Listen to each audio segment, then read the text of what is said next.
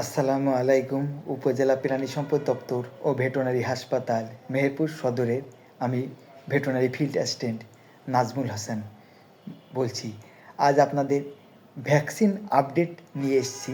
আমাদের নতুন করে ভ্যাকসিন এসেছে, সেগুলো ভ্যাকসিন আপডেট জানাচ্ছি।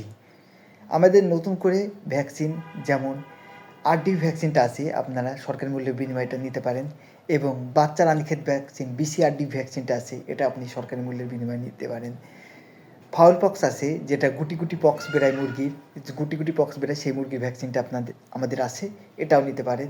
পিজন পক্স ভ্যাকসিন আছে 10 দিন বয়সে, যেহেতু মুরগি 12 দিন দেখা যাচ্ছে পক্স হয়ে যায়, সেই জন্য 10 দিন বয়সে পক্স দিতে হয়, সেটা আছে। গাম্বুরা রোগের মুরগির ভ্যাকসিনটা আছে, এবং সবচেয়ে গুরুত্বপূর্ণ ভ্যাকসিন আপনার ফাউল কলেরা ভ্যাকসিনটা আমাদের হাসপাতালে চলে এসেছে। আপনাদের যাদের প্রয়োজন ফাউল কলেরা ভ্যাকসিনটা, আপনারা আমাদের হাসপাতালে এসে আপনারা ফাউল কলেরা ভ্যাকসিনটা সংগ্রহ করে নিতে পারেন। ফাউল কলেরা ভ্যাকসিনটা খুবই গুরুত্বপূর্ণ। যত তাড়াতাড়ি আপনারা আসবেন তত তাড়াতাড়ি আপনারা ফাউল কলেরা ভ্যাকসিনটা পাবেন। ফাউল কলেরা মুরগির হলে আপনারা দেখা যায় মুরগি নীল হাগছে এবং রক্ত পায়খানা করছে, তখনই আমরা বুঝবো মুরগির ফাউল কলেরা হয়েছে। এবার হাঁসের ডাক প্লেগ ভ্যাকসিনটা এসছে, আপনার হাঁসের ডাক প্লেগ ভ্যাকসিনটা নিয়ে দিতে পারেন, এবং হাঁসের ফাউল কলেরা ভ্যাকসিনটা এসছে, আপনার হাঁসের ফাউল কলেরা ভ্যাকসিনটাও আপনারা নিয়ে যেতে পারেন। এছাড়া আমাদের ভ্যাকসিনের মধ্যে আরও ভ্যাকসিন এসছে, যেমন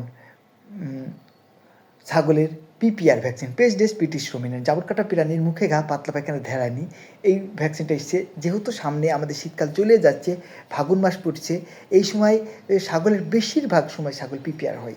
দেখা যাচ্ছে ছাগল ধেড়াচ্ছে, পাতলা পায়খানা করছে, মুখে ঘা হচ্ছে, তাই এই সময় ছাগলের ভ্যাকসিনটা করতে হবে। ছাগলের ভ্যাকসিন না করা থাকলেই ছাগলের ঝামেলা হবে এবং ছাগলের রোগ হবে।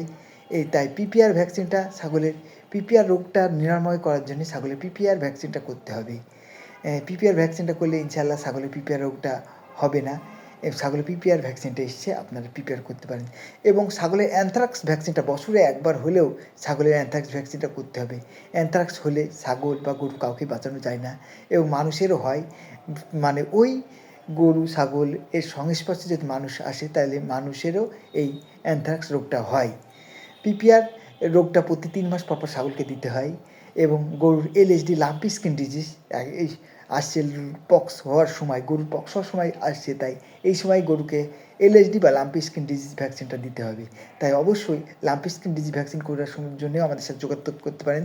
এবং গরুর বাদলা রোগের ভ্যাকসিন করার জন্য আমাদের সঙ্গে যোগাযোগ করতে পারেন। গরুর গলাফোলা রোগের ভ্যাকসিন করার জন্য আমাদের সাথে যোগাযোগ করতে পারেন। যোগাযোগ করার নম্বর আমি বলে দিচ্ছি, 017723160002। যাদের কলেরা ভ্যাকসিন লাগবে অতি শীঘ্র এসে আপনারা কলেরা ভ্যাকসিন সংগ্রহ করে নেন। সবাইকে ধন্যবাদ। আসসালামু আলাইকুম। আপনাদের আরও আমরা খামার ভিজিটে খামারের উন্নতি সম্বন্ধে জানানো বা দেখানোর চেষ্টা করব। সবাইকে ধন্যবাদ। আসসালামু আলাইকুম।